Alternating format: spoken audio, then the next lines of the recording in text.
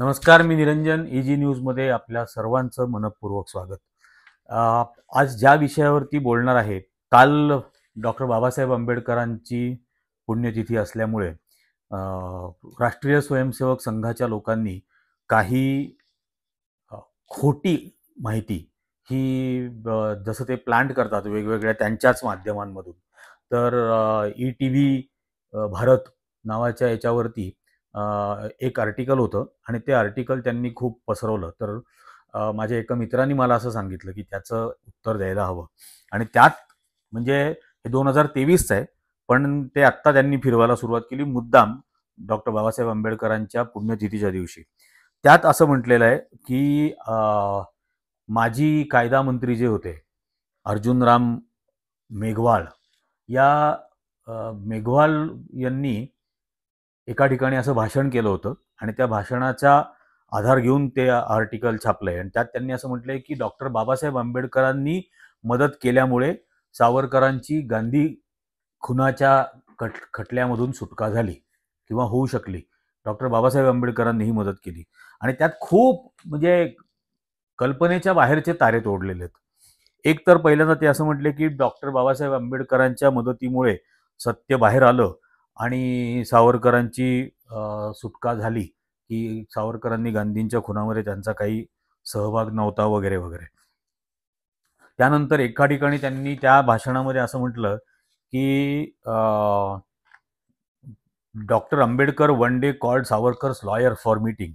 त्यांनी सावरकरांच्या वकिलाला फोन करून भेटण्यासाठी मीटिंगसाठी म्हणून त्यांना कॉल केला आणि त्या मीटिंगमध्ये त्यांनी त्यांना काही नोट्स दिल्या वकिलाला. आता सावरकरांचे वकील भोपटकर म्हणून वकील होते आणि याच्याबद्दलची एक कहाणी सावरकरांच्या भक्तांकडूनच एक अशी मुद्दाम खोटी पसरवली गेलेली आहे. त्याच व्हॉट्सॲप युनिव्हर्सिटीचे मेघवाल सुद्धा मेंबर असल्यामुळे त्यांनी ती उचलली आणि त्यांना ती खरी वाटली. आणि ती मुळातली स्टोरी अशी आहे, कहाणी, की डॉक्टर बाबासाहेब आंबेडकरांनी एक दिवशी भोपटकरांना फोन केला आणि भोपटकरांना म्हणाले की दिल्लीपासून 7 मैलाच्या अंतरावरती जो मैलाचा दगड असतो त्या 7 मैलाच्या अंतरावरती तुम्ही थांबा आणि मी तुम्हाला तिथं संध्याकाळी 7 नंतर भेटायला येईल. तर अंधारामध्ये मग डॉक्टर बाबासाहेब आंबेडकर स्वतः गाडी चालवत हे भोपटकरांना भेटायला गेले आणि तिथं भोपटकरांना ते म्हटले की यांना मुद्दाम गोवलंय वगैरे या खटल्यामध्ये. आणि नोट्स दिल्या वगैरे असं त्या ओरिजिनल कहाणीत नाही आहे. ती ओरिजिनल खोटी कहाणी त्याच्यामध्ये भर पाडली आहे मेघवाळांनी की त्यांनी नोट्स दिल्या वगैरे. मुळामध्ये पहिली गोष्ट अशी आहे की डॉक्टर बाबासाहेब आंबेडकर हे तेव्हा कायदा मंत्री होते आणि डॉक्टर बाबासाहेब आंबेडकर असे डरपोक घाबरट माणूस नव्हता की रात्रीच्या अंधारामध्ये लपत छपत दिल्लीच्या बाहेर 7व्या मैलावरती सावरकरांच्या वकिलाला भेटायला बोलावतील. त्यामुळे याच्यामध्ये असं बोलून तुम्ही डॉक्टर बाबासाहेब आंबेडकरांचा अपमान करताय हे लक्षात ठेवा. त्याच्या पुढची गोष्ट, डॉक्टर बाबासाहेब आंबेडकरांना स्वतःला ड्रायव्हिंग येत नव्हतं. त्यांना कधीही ड्रायव्हिंग आलं नाही. त्यांनी कधीही ड्रायव्हिंग केलं नाही. त्यांची गाडी हे कायम त्यांचा ड्रायव्हर गाडी चालवायचा. त्यांच्या पत्नीला सुद्धा गाडी शिकावी म्हणून त्यांनी आग्रह केला होता आणि त्या शिकल्या पण माझ्या मते. पण डॉक्टर बाबासाहेब आंबेडकर स्वतः कधीही कार ड्रायव्हिंग त्यांनी केलं नाही. कायम डॉक्टर बाबासाहेबांच्या गाडीला ड्रायव्हर असायचा आणि ड्रायव्हर बरोबर ते जायचे. त्यामुळे ही जी कहाणी आहे की बाबासाहेब स्वतः रात्रीच्या अंधारात 7 मैल दूर दिल्लीपासून हे भेटायला गेले. बाबासाहेब आंबेडकर असे लपत छपत काम करणारा माणूस नव्हता. तो खरोखर महामानव होता आणि अत्यंत धैर्यवान असलेला हा माणूस, ज्यांनी या सगळ्या मनुवाद्यांची ब्राह्मणशाही ही फार मोडकळीला आणून टाकली, तोडून मोडून फेकून दिली. त्या ज्या जाती भेदाच्या बेड्या हजारो वर्ष या देशातल्या करोडो लोकांच्या पायामध्ये घातलेल्या होत्या, त्या डॉक्टर बाबासाहेब आंबेडकरांनी तोडल्या. आणि असं करणारा माणूस रात्री लपत छपत अंधारामध्ये कोणाला तरी भेटायला जाईल. कोणाच्या कहाण्या सांगताय तुम्ही? हे लाजा बाळगा कमीत कमी, पण असल्या कहाण्या फिरवण्याचे उद्योग करू नका. आणि त्याच्यानंतर असं म्हटलंय की court announced that Savarkar had no role in his murder. कोर्टाने असं काहीही अनाऊन्स केलेलं नाही. दिल्लीला सेशन कोर्टामध्ये जी केस चालली, ज्या खटल्यामध्ये निकाल देत असताना पुराव्या अभावी सावरकरांची सुटका झाली. कारण सावरकरांच्या विरोधामध्ये ज्या साक्षी होत्या त्या साक्षीमध्ये असलेला कोरॅबरेटिव्ह एव्हिडन्स, म्हणजे सगळ्यात मुख्य साक्ष ही दिगंबर बडगे या साक्षीदाराची होती, ज्यांनी सावरकरांची या खटल्यामध्ये या खुनाचा कट, गांधीजींचा कट रचण्यामध्ये सावरकरांची काय भूमिका होती हे तो बोलला. दिगंबर बडगे इतर आरोपींबद्दल सुद्धा बोलला.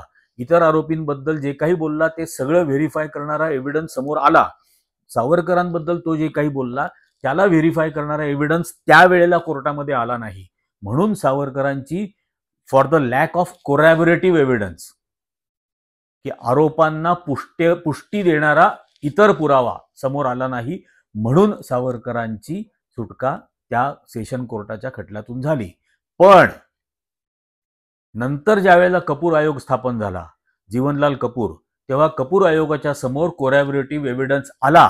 गजानन दामले आणि अप्पा कासार, गजानन विष्णू दामले हे सावरकरांचे सेक्रेटरी होते आणि अप्पा कासार हा सावरकरांचा बॉडीगार्ड होता. या दोघांनीही कन्फेशनल स्टेटमेंट्स दिलेली होती, ज्याच्यामध्ये त्यांनी हे सांगितलं होतं की किती तारखेला किती वाजता कोणाबरोबर सावरकरांच्या बैठकी झाल्या, मीटिंग झाल्या, त्यात कुठला विषय चर्चेमध्ये होता. आणि त्याच्या आधारावरती जीवनलाल कपूर आयोगाने सावरकरांच्याच मार्गदर्शनाने, नेतृत्वाखाली ही खुनाची कॉन्स्पिरसी रचली गेली, हा निर्विवाद निवाडा त्याच्यामध्ये दिला. आणि कपूर आयोगाच्या या निष्कर्षाचं सुद्धा खंडन करावं म्हणून काही येड्यांनी अपील केली, ती सुद्धा सुप्रीम कोर्टाने नाकारली. हा त्यातला एक भाग. त्याच्या पुढे एक म्हणजे भयंकर सुरस कथा आहे. त्यात त्यांनी असं म्हटलं की स्वातंत्र्य मिळाल्यानंतर जे कोण अंदमानच्या तुरुंगामध्ये सजा भोगत होते त्या सर्वांना ते सर्व खूप सरप्राईज, आश्चर्यचकित आणि अँक्शस झालेले होते. कारण त्यांना असं वाटलं की त्यांची घरं दारं सगळं जप्त करून टाकलेलं असेल आणि मग त्यांनी कुठं जायचं. पण सावरकरांनी त्यांना मदत केली. त्यांनी सावरकरांना त्या वेगवेगळ्या राज्यांमधून आलेल्या त्या सगळ्या कैद्यांना त्यांनी हिंदी शिकवलं, की एका कॉमन भाषेमध्ये ते बोलू शकतील, हे त्यांनी हिंदी शिकवलं. आणि त्याचा कहर त्यांनी असं म्हटलंय या येड्या मेघवालनी की ही urged these inmates to marry within the cell and this gave existence to a new society. म्हणजे या वेड्याला माहीतच नाहीये सेल्युलर जेल काय होता. सेल्युलर जेलमध्ये एका सेलमध्ये एक कैदी, बॅरॅक सिस्टीम नव्हती. हे सगळे पुरुष कैदी तिथं होते आणि या सगळ्या पुरुष कैद्यांना एका कैद्याला एका सेलमध्ये ठेवलं होतं.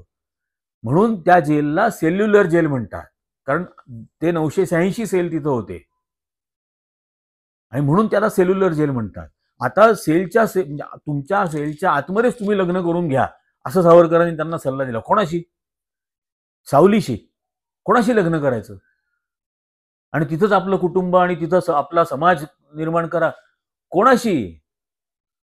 सावली बरोबर लग्न करून सावली बरोबर हनीमून, हा सल्ला सावरकरांनी दिला.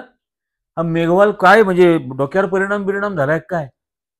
पण हे असल्या अत्यंत फालतू गोष्टी या मुद्दाम डॉक्टर बाबासाहेब आंबेडकरांच्या पुण्यतिथीच्या दिवशी लोकांना भ्रमित करण्यासाठी, त्यांचा बुद्धिभेद करण्यासाठी अशा पसरवत राहायच्या, सातत्याने पसरवत राहायच्या. आणि हे ढोंग करायचं लोकांच्या समोर की बाबासाहेब आंबेडकरांनी सावरकरांना मदत केली. डॉक्टर बाबासाहेब आंबेडकरांनी धर्मांतर केल्यानंतर सावरकरांनी अत्यंत विखारी भाषेत डॉक्टर बाबासाहेब आंबेडकरांवरती टीका करणारा लेख हा केसरीमध्ये प्रसिद्ध केला होता आणि त्याच्यावरती डॉक्टर बाबासाहेब आंबेडकरांनी लिहिलं होतं की सावरकर ओकले ह्या शीर्षकाचा. आता याचा विचार करा. आणि हे जे सावरकरांची सुटका झाली वगैरे म्हणतात, मुद्दाम 22 फेब्रुवारी म्हणजे महात्मा गांधींच्या 30 जानेवारीला झालेल्या खुनानंतर 4-5 फेब्रुवारीला सावरकरांना अटक झाली. त्यानंतर त्यांनी मुंबईच्या पोलीस कमिशनरला 22 फेब्रुवारी 1948ला त्यांनी लिहून अर्ज दिला की I shall refrain from taking part in any communal or political public activity for any period the government may require. फक्त मला या खटल्यात घेऊ नका, आरोपी करू नका. हे यांनी प्रेरणा दिलेल्या आणि अटकेमध्ये असलेल्या नथुराम गोडसेला माहीतच नाही की यांनी ऑलरेडी कोलांटी उडी मुंबईत मारलेली आहे. मी कुठल्याही राजकीय किंवा धार्मिक कम्युनल हा शब्द त्यांनी वापरलाय. कुठल्याही कम्युनल ऍक्टिव्हिटीमध्ये मी भाग घेणार नाही. कितीही काळासाठी माझ्यावरती हे निर्बंध लादलं तरी चालेल. For any period the government may require. ही शरणागती घेतलेली होती गांधींच्या खटल्यात. याच्या व्यतिरिक्त हे जे कोण पसरवणारे भक्त आहेत ना, त्यांनी जरा 3-4 पुस्तकं वाचली पाहिजेत. PL इनामदारांचं पुस्तक आहे 1948-49 the red fort trial. PL Inamdar हे गोपाळ गोडसे आणि डॉक्टर परचुरेचे वकील होते. त्या PL इनामदारांनी सावरकरांबद्दल काय लिहिलंय त्याच खटल्या दरम्यान, त्यांच्या संभाषणांबद्दल हे वाचा एकदा, नाहीतर तेही आणू समोर पुढे हवत असेल तर. आणि त्यानंतर सिमला हायकोर्टाचे जे चीफ जस्टिस होते जस्टिस GD खोसला यांचं पुस्तक आहे महात्माज मर्डर नावाचं. त्या पुस्तकामध्ये फाशीच्या आधी नथुराम गोडसे काय बोलला या न्यायमूर्ती खोसलांना हे वाचा. नथुराम गोडसे त्यावेळेला असं म्हटला की संपूर्ण खटल्या दरम्यान सावरकर हे एखाद्या स्फिंक्स पुतळ्यासारखे बसून असायचे, आमच्याकडे बघायचे सुद्धा नाहीत. आणि आम्ही मात्र तरसून गेलो होतो की तात्याराव कमीत कमी एखादा कटाक्ष हा स्नेहाचा टाकतील, एखादं स्मितहास्य त्यांच्या चेहऱ्यावर येईल. पण आम्ही तरसून गेलो, पण सावरकरांनी आमच्याकडे ढुंकूनही पाहिलं नाही, असं म्हणून नथुराम गोडसे रडायला लागला. ही जरा पुस्तकं वाचा आणि मग असले खोटारडे प्रॉपगंडा करणं तुमचे उद्योग बंद होतील. पण जोपर्यंत करत राहाल तोपर्यंत त्याला म्हणजे तुमच्या प्रॉपगंडाला उद्ध्वस्त करणारी उत्तरं पुराव्या सगट ही देत राहू.